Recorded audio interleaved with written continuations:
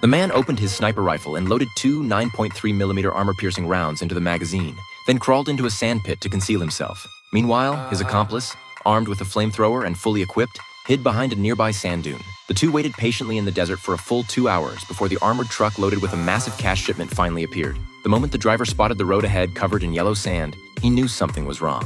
He immediately worked the control lever to adjust the rooftop camera and carefully scanned the distance, but after a thorough look, he didn't see anything out of the ordinary.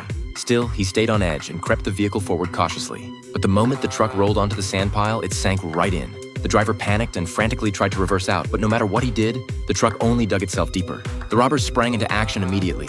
One shot blew out a tire. The guards inside instantly realized they were under attack and hit the switch to activate the mounted gun on the camera turret, spraying bullets in all directions. But even after emptying the entire magazine, they still couldn't spot the robbers. With no other choice, the guards hurried to report the situation to headquarters. But before they could finish the transmission, a robber emerged carrying the flamethrower and aimed a blast of searing flames directly at the cab. The temperature inside skyrocketed, and to avoid being burned alive, the two guards had no choice but to throw open the doors and bail out. Just as they thought they might escape, a robber had already locked onto them with the sniper rifle. As the guards dropped one after another, the robbers leaped out of the sand pit and rushed to the armored truck, digging up a spare tire they had buried ahead of time. Meanwhile, an accomplice used a jack to lift the vehicle. Working in perfect sync, they quickly swapped out the damaged tire. Then they pulled out steel plates they had hidden under the sand and laid them in front of the wheels. One of the robbers climbed into the driver's seat and gently pressed the gas, and the truck, which had been hopelessly stuck, rolled right out. To keep the armored truck moving smoothly, the robbers laid the steel plates flat in front of the vehicle, allowing it to glide easily over the soft sand. Before long, they drove the truck to the designated location. To completely throw off the police, they drove it straight into a pit they had dug beforehand. The moment the truck stopped, the robbers split up. One climbed the scaffolding to arrange the steel plates neatly overhead, while another quickly shoveled sand on top. To erase any trace of human activity, they had even prepared a helicopter in advance. Once the helicopter hovered over the pit, it took just a few minutes for the rotor wash to blow the surrounding sand smooth and undisturbed.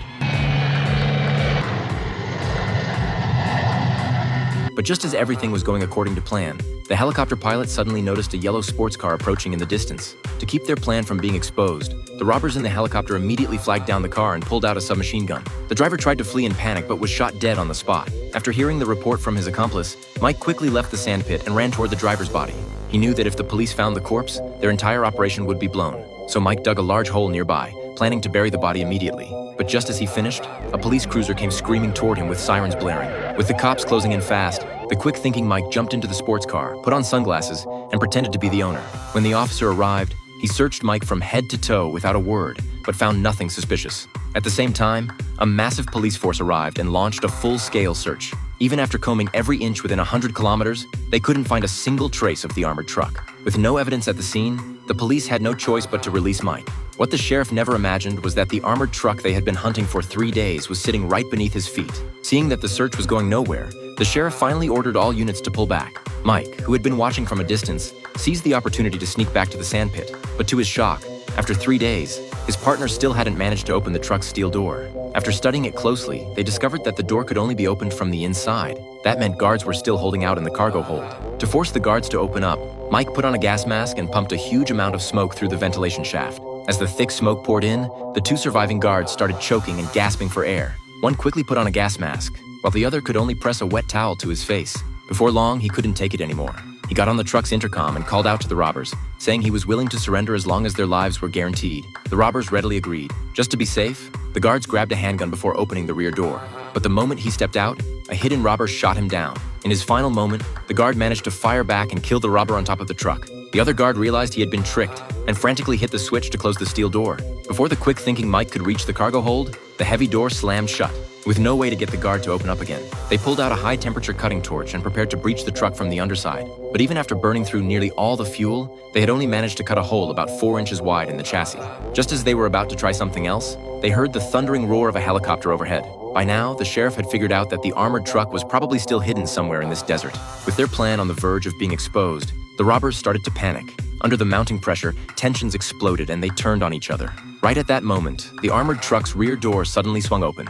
The guard inside had sensed the commotion, seized the opportunity, grabbed a submachine gun and opened fire. In the blink of an eye, the guard gunned down every robber except Mike, who was badly wounded but barely clinging to life. While the guard was checking the area, Mike managed to grab a submachine gun that had fallen under the truck and fired at the guard. Even though he hit the guard, the man still made it back inside and pulled the heavy steel door shut again. Now Mike was all alone, bleeding out. With no way out, he decided to make one last desperate attempt and kept cutting into the truck's underside with the torch. After burning through all the remaining fuel, Mike finally carved out a hole in the chassis.